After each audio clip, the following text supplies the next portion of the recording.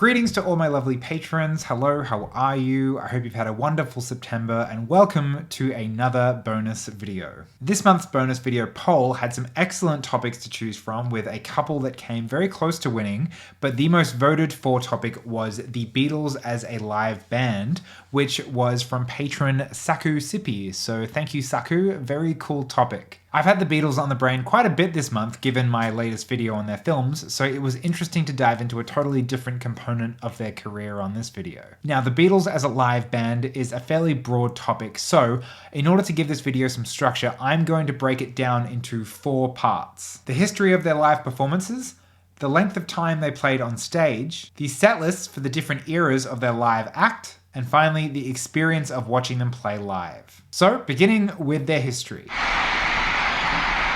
After several dates playing live as Johnny and the Moondogs, the Beatles, the Silver Beatles, the band, according to Wikipedia and derived from most trusted sources, played their first concert as the Beatles on August 15th, 1960 at the Jacaranda in Liverpool, with the lineup of John, Paul and George all on guitar, Stuart Sutcliffe on bass and Pete Best on the drums. Right after this, they played their first lengthy stint in Hamburg. Stuart eventually left the group in 1961, with Paul taking up the bass and Pete Best getting replaced with Ringo in 1962. And from there, the band consistently played live throughout the early 60s, all the way up to August 29th, 1966 at Candlestick Park in San Francisco, which was their final scheduled live performance. On the plane back to Britain, George Harrison turned to a reporter and sighed, quote, "That's it. I'm not a Beatle anymore." Which really gives you an insight into how the band, or at least George, saw themselves at that point in their career. That was, of course, until January 30th, 1969, where they played on the rooftop of the Apple Corps headquarters for a one-off performance of about 40 minutes. And now, if you look at the list of live shows from August 15th, 1960 to August 29th, 1966, you will be amazed at the sheer amount of performances the Beatles played over the course of their career. I mean, look at this. It's bloody incredible. It just keeps going.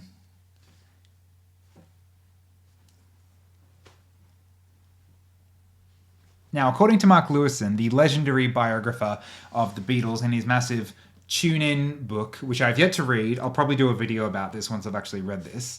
These 2 volumes are the extended edition, and they go from the beginning of their lives, the Beatles, all the way up to 1962. All this is just up to 1962.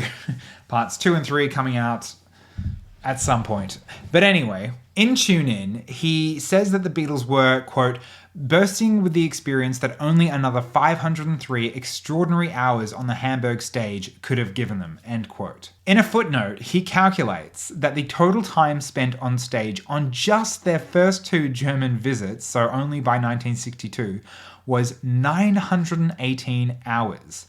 The equivalent of 612 90-minute shows in just 27 weeks.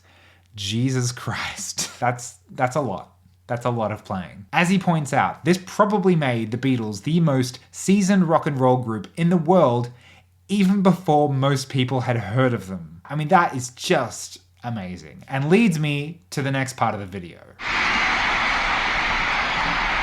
So obviously, not every single one of their live shows was the standard 2 hours that you'd get these days from the average pop act or live band. In fact, once they became successful, the Beatles' typical live act was around 20 to 30 minutes, which, if you saw someone play for that length these days, you'd be asking for your money back. 20 to 30 minutes is like the length of time a support act plays in a pub gig these days. It's nothing. It is true that back then songs were quite a bit shorter and were often played a lot faster by the band, so a typical track would clock in at barely 2 minutes. Plus, the Beatles would sometimes do 2 shows back to back to allow for more people to see them, but that's still only a collective 45 to 50 minutes with about 10 to 11 songs per show, so you wouldn't even get an album's worth of music, as nearly every Beatle album contained at least 14 songs. I mean, you'd sneak out to go to the bathroom and the gig would be over. These days, Paul McCartney, a man in his 80s, plays 3-hour sets, putting his old touring group to shame. But as you can see from that earlier exhaustive list, the Beatles played more than half the dates of a given year, at least until about 1965. Like, they were consistent. But that's nothing compared to their live schedules in Hamburg. On top of playing virtually every single damn day for the length of time they were there,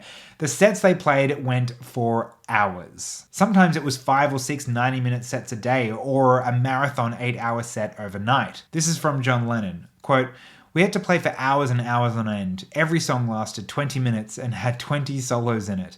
That's what improved the playing. There was nobody to copy from. We played what we liked best and the German liked it as long as it was loud." Because that's when we had to perform live to a small audience in the dance hall. We had to hold them. So there you go. For the length of time that it took the Beatles to play an entire set once they found success, that same length of time could be spent improvising around a single tune back in their Hamburg days. A favourite song of the group back then was Ray Charles's What Did I Say, and was once played for apparently 90 minutes non-stop, with group members walking off stage to wash and drink before returning. In order to keep it interesting, according to Paul McCartney, the Beatles would play around with the song with strange chords and odd time signature changes. He said, quote, "Any song we did, we played it differently, so this version of My Bonnie that you hear on the record with the Beatles was only one of 2 or 3 we did in the studio. The others are gone, they were lost. So we never did the same song twice, and that kept us from falling down from boredom," end quote. And I personally think that this is one of the most significant aspects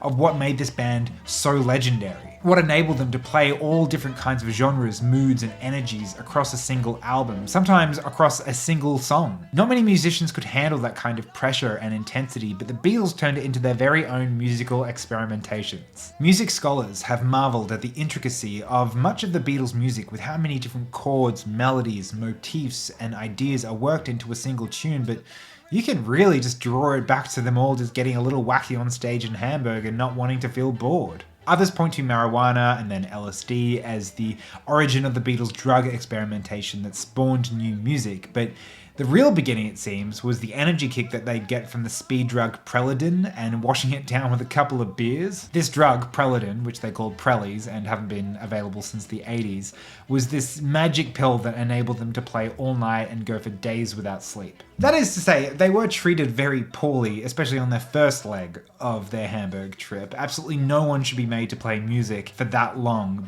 They even likened it to being slaves, the Beatles did. It would never happen today, but because of their commitment to it, as bad as it was, the band emerged as the most untouchable live musical act the world had ever seen. Really. But aside from 90-minute renditions of What Did I Say, what songs did the Beatles actually play live on stage? Well, let's talk about that. I am a big fan of the website Setlist.fm. To those of you who are unaware, it is a website where you can search for any live set from any band or artist across the history of popular music. They display the date, the time, location for every show almost, and in the vast majority of cases, the songs that the live act played for that show. The website also works out an average set list based on the songs played live by that act for that year. And I have pulled up the Beatles' average set list each year from 1960 to 1966. So let's take a look. All right, beginning with 1960, we've got It Doesn't Matter Anymore and Raining in My Heart, 2 Buddy Holly covers. We know the Beatles were huge Buddy Holly fans, as am I. Some more faster paced rock with that Elvis song.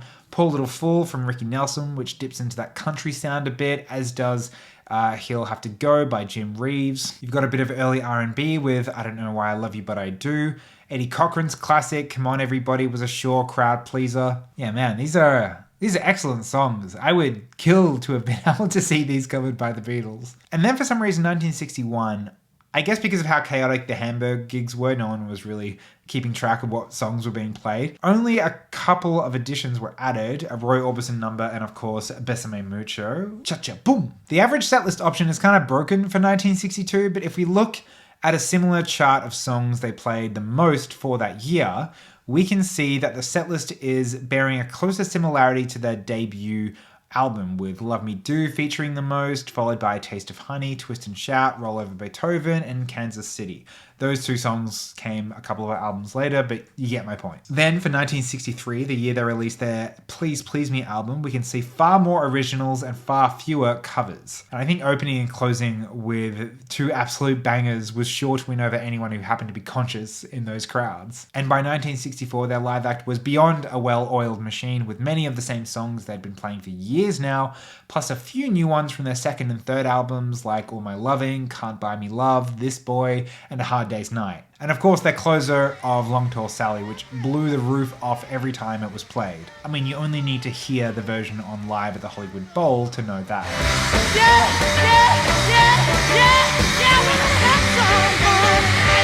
1965 keeps a few oldies but goldies like Twist and Shout and Rock and Roll Music, but adds plenty more from The Beatles for Sale and Help. And finally, 1966, their last year of touring as a live act, adds some songs from Rubber Soul like Nowhere Man, and their recent singles like Day Tripper and Paperback Writer. And just looking at those songs alone, it's no wonder the Beatles needed to stop touring, on top of all the other reasons as well. These songs were just getting so complex that to play them live would have taken a lot of work, and for a song like Paperback Writer, I mean, there was just no way of singing all those simultaneous harmonies. In fact, if you listen to a live version of Paperback Writer, it does sound a little thin.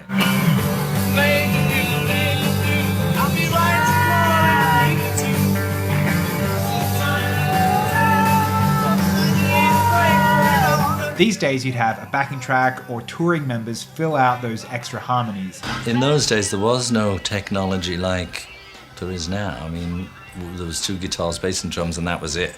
If we did stuff in the studio with the aid of recording tricks, then we couldn't just reproduce them on stage. Like nowadays you could do Tomorrow Never Knows, have all the loops up there on a keyboard, kind of emulator stuff, and you could have as many piano players and drummers and orchestras, whatever you wanted. But in those days, that's it. We were just a little dance hall band, and we never really thought of augmenting ourselves. If you wanted to play other songs from Rubber Soul like Norwegian Wood, you'd have touring members play the sitar and percussion, but none of that would matter as the crowds that they were playing to at that point in their career were getting so large and their technology to amplify their music just didn't exist, so no one would hear it anyway. Vox made a special big amplifiers for that tour, and they were like 100 watts.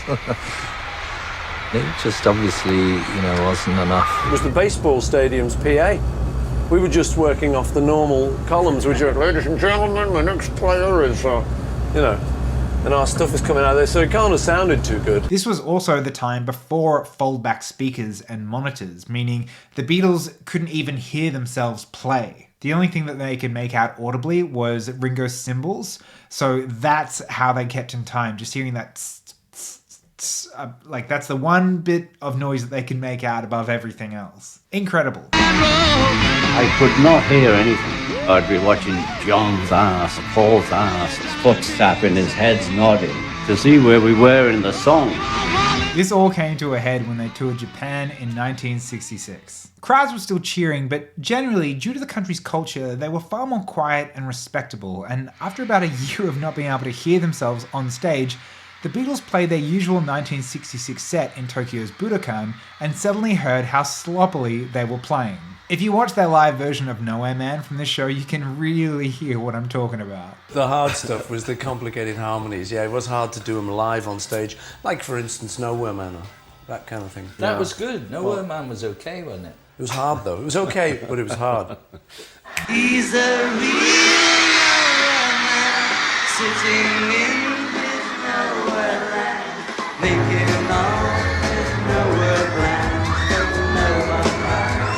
They're out of tune, missing cues, and of course John Lennon was constantly forgetting the lyrics to his own songs. We were playing crap. We were just sort of surviving. This is a pretty good segue into the final part of the video. Obviously, by 1966, seeing the Beatles play live was still a very engaging experience, but the band were undoubtedly just going through the motions due to boredom and fatigue, and chances are you'd be a fair distance from them without really being able to hear anything but screams anyway. Based on what I've seen, read, and heard, and this is just my opinion here, But I think that the best time to see the Beatles play live would have been right before Brian Epstein swooped in to whip them into a presentable, wholesome live act for as wide an audience as possible. But of course, that's not to say that Brian wasn't absolutely crucial to their story and the reason why Beatlemania exploded as it did, enabling them to play shows like the Royal Variety Performance. And those 1964-65 shows would still be electric. I mean, I love watching clips from their Shea Stadium gig. The Beatles themselves were picking up that no one could hear them, and so they go a little bit nutty on stage with John playing the keyboard with his elbow. I mean, they look like they're having a total blast. And of course, Ron Howard's documentary, The Beatles 8 Days a Week, The Touring Years, gloriously depicts much of the experience of seeing them live on stage during the Beatlemania years. But as I was saying, if I had a time machine, my ideal period to see the Beatles play live would be 1961, after they'd done their first marathon leg of shows in Hamburg. Seeing their triumphant return to the cavern where it was clear that they were now miles ahead of any other rock group in England, but before they got all cleaned up. I want to see them swearing on stage, kicking each other while they play, and just getting roaring drunk while thrashing out the fiercest rock and roll tunes of that era. Virtually no video footage exists of this time, and really only a crummy bit of audio, but 17 years before the punk movement emerged in England, the Beatles were living up to this same ethos of rebelliousness and danger, whilst also being able to sweetly serenade the audience moments later. I want to be in that sweaty cellar a few feet from the band, seeing the whites of their eyes and being able to hear every last note they played. There's a reason people were so protective of the band at this time. These Liverpool fans who saw these shows so early in the Beatles' career almost felt betrayed once success started happening to the band and more people clamored to see them. And yeah, imagine being into the Beatles before anyone else. You would wear that like a badge of honor. They're probably the first people to talk about a band using the language of, I liked them before they were cool. Another thing I've always loved about how they presented themselves on stage at any point in their career is that they only used 2 microphones. This was probably a cost-effective choice back in the day, but in sticking with this, you get this wonderful moment in every song where one Beatle would sing lead and the other 2 would share a mic on backup vocals. I think it always looked best when John sang lead, as then you could have Paul and George harmonizing, and as Paul played left-handed, the 2 of them appeared like a mirror image. The aesthetic is just completely unmatched. I go to a lot of live gigs and I practically never see the same setup. If there's 3 musicians up the front singing lead and backup, they'll always just have their own mic. And I don't know, I think it creates a kind of distance between them. Like, I get it, but come on. Having 2 singers around one just adds to the closeness and charisma of the band. Does anyone else agree with me on this? Maybe I'm just Beatles biased, but I just think it looks better. Finally, my favorite thing about seeing the Beatles play live on stage is how happy they look when they're playing. That's another thing about seeing rock bands or any band on stage since basically the 70s is how serious everyone is. They're also broody and moody, and while that definitely works in its own way, I will always prefer to see a band having fun, smiling, not afraid to move around and look a bit silly. And plus they all had their own moves as well, which I will boldly attempt to replicate now. I mean, this next part, this is really what you get when you're a patron. I'm going to show you how to do like a basic physical impression of each Beatle and how they played live, okay? Not like a vocal impression, purely physical. So to begin with, we've got John. Is there anyone who wants to make like a Beatles tribute band or anything like that? I'm not going to actually play anything. This guitar is pretty out of tune. But anyway, so John's really easy. Hold your guitar high up, right up here near your chest, and you're just kind of playing rhythm like that. You're just bouncing on your heels, your knees are just bobbing up and down, and you're also blind. John would play without his glasses and he wouldn't wear contacts, so he'd just be kind of smiling, looking at the crowd, blind, couldn't see anything. That's John. Now Paul's my favorite in terms of physicality because he always seemed like he always had like so much music just flowing through him at all times, like he could barely contain it. And this is Paul McCartney. This is a much more appropriate instrument, obviously. So the thing you got to remember about Paul is that he had so much music in him that he was kind of always moving throughout the set. If you were to remember anything, if there was one tip, it would be letter S. He was kind of always making like a letter S with his body. Just And also Paul would also do the most like head wobbles as well, like head shakes. And also for Paul, you've got to find the camera. You've got to find wherever the camera is and play with the camera. Now for George, I really need an electric guitar here, but an acoustic one's gonna have to do. The important thing is not to take up too much space and be a little bit more brooding than Paul or John. Everyone kind of wants to be George these days in a band. This is what I'm saying, is like everyone wants to be like just the brooding, moody one, but that's boring if everyone's like that. You've just gotta have one. Like in Radiohead's case, it's Johnny Greenwood. Anyway, with George, it's very simple. Just kind of looking out, a little bit hunched, and moving from foot to foot. That's all you do.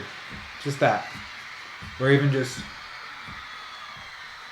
on one foot like that.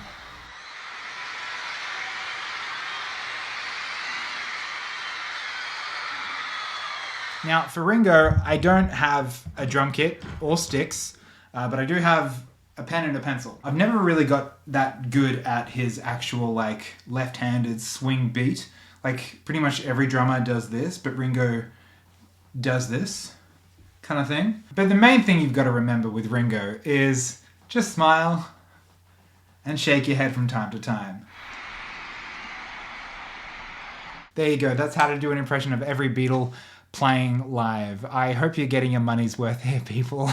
So yeah, that's my take on the Beatles as a live band. In a hypothetical world, I would love to have seen them reunite in the 80s or 90s and do massive shows where they could play colossal versions of Tomorrow Never Knows and She's So Heavy, but if I fantasize about that too hard, it will be a little too bittersweet, as is picturing any parallel world where the Beatles reunite. So instead, I will just say thank you for watching, and thank you for being patrons. My YouTube channel just turned 3 years old, so thank you so much to those of you who have been watching since my earliest videos. And thank you to all of you who decide to keep supporting me month after month. It really is a true pleasure making these bonus videos for you every month, because they are for you, the patrons, the people who enable me to do this for a living. And yeah, I thank you so much. I really, really appreciate it. And yeah, I'll see you next time.